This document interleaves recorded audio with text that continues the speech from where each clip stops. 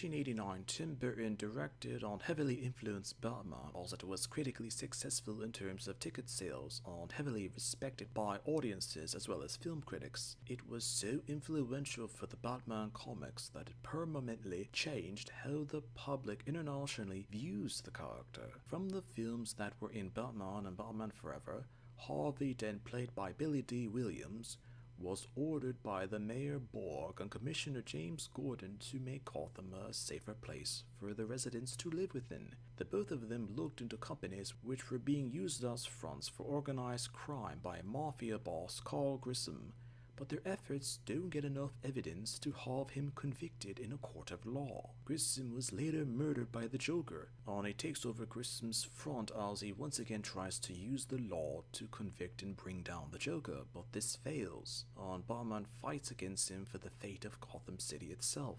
Originally, Tim Burton had plans for Billy D. Williams' version of Two-Face, and details were supposedly to have been that he had a slight role in Batman Forever, but the script changed and how these details removed.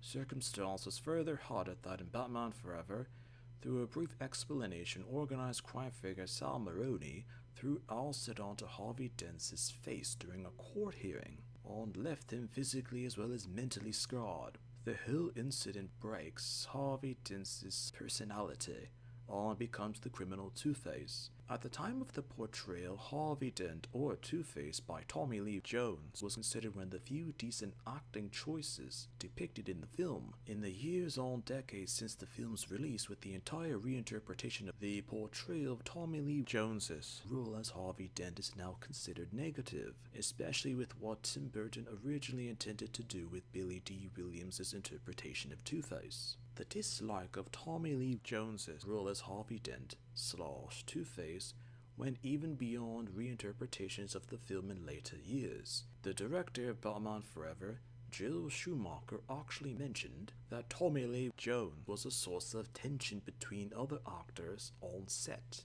DC later regretted not using the Tim Burton-inspired Billy D. Williams' version of Two-Face and going for the Joel Schumacher-inspired Tommy Lee Jones' version of Two-Face, as this persisted in both the DC comics as well as the casual film audience, as this negative interpretation of Harvey Dent / Two-Face in film persisted for 13 years until 2008 with The Dark Knight, which was released at that time, which had Aaron Eckhart as Harvey Dent as well as Two-Face, as his role as the characters received international acclaim. A character could be overrated yet hated because there were 3 film adaptations of a character. Only 2 were preferred, and 1 not desired at all.